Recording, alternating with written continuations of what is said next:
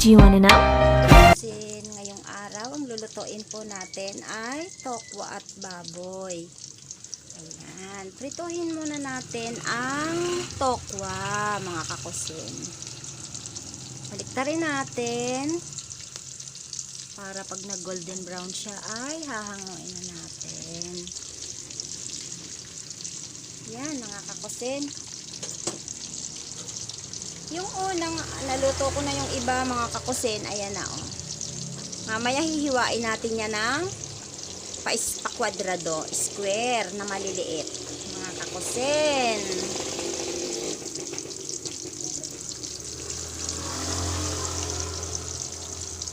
Hihiwain natin siya, tapos mamaya ipiprito din natin yung baboy para isang gisahan na lang mamaya at nakaprepare na silang lahat.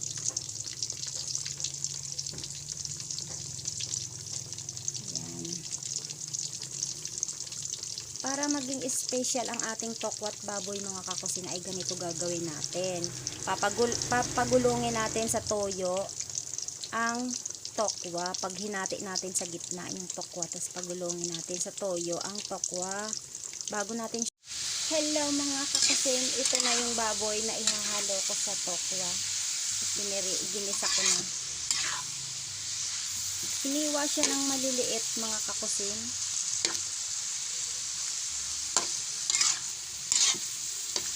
Kasim yung laman, kasim para malambot siya. Pag ito, mga kakusin, ay na golden brown na, kita nyo naman maliliit lang ang hiwa, ha mga kakusin, maliliit ang hiwa kasing size nung tokwa. Kasi yung tokwa, hihiwain ko rin yun ng ganito rin kaliliit. Yan. Ito ipiprituhin natin, mga kakusin, ng hanggang sa mag golden brown. Bagong mo pala, mga kakusin, prituhin yung pork. Lagyan muna natin siya ng paminta at konting toyo, konting seasoning para yung ating pork ay may lasa. Yes, mga kakusin, para may lasa yung ating pork. Pag pinirito mo natin siya ay kailangan mayroon na siyang timpla, konting paminta, konting toyo, tapos konting seasoning bago natin iprito ng papaganito, mga kakusin, para masarap ang ating baboy. Ang tokwat baboy natin ay special at ang sarap ng lasa. Malasa siya, mga kakusin. Yan. So, mga kakusin, atin muna siyang tatakpan para siya ay maluto hanggang maprito ng golden brown. Break muna tayo, mga kakusin. Mga kakusin, yung pork, ayan na siya. Hahanguin ko na at golden brown na siya, mga kakusin. Yan. Yan ay natimplahan ko na ang pork, mga kakusin, bago ko pinirito ng ganyan. Madali lang magluto, mga kakusin, ng ganyan. Copy nyo lang kung paano ko lulutuin. Panoorin nyo lang ang aking video. At napakasarap, mga kakusin. Susundin nyo lang kung ano yung mga itinitimpla ko, paano ko ginawa. Ayan. Hahanguin na natin, mga kakusin. Ito na yung tokwa, ready na rin. O, nahiwa ko ng papaganyan, mga kakusin. O. Tapos, i-ready ko na yung mga sibuyas, bawang at oyster sauce. Ayan. Break muna tayo, mga kakusin. Yun nga, mga karils, ay igisa na natin ang ating tokwat baboy.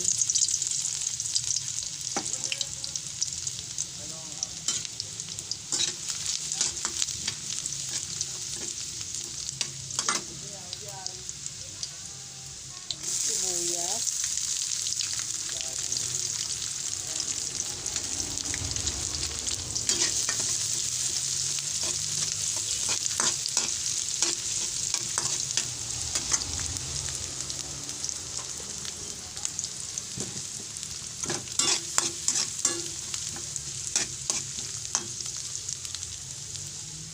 lagay na natin ang ating babo, pork.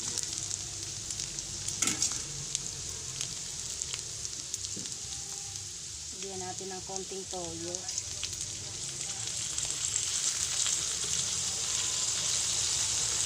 Konting oyster sauce.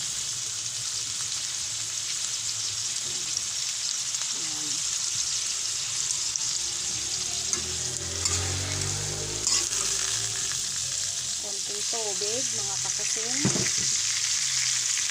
Konting kalamansi juice. Konting toyo pa ulit. Yan. Tapos, ilagay na natin ang tokwa.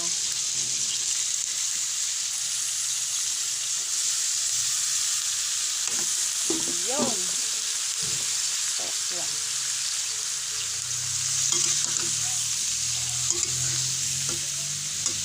Oh, very ang bango-bango mga kakusin.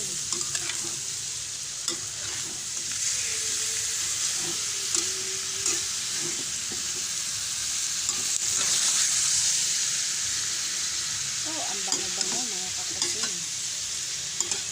Yan naman ay luto na siya mga kakusin.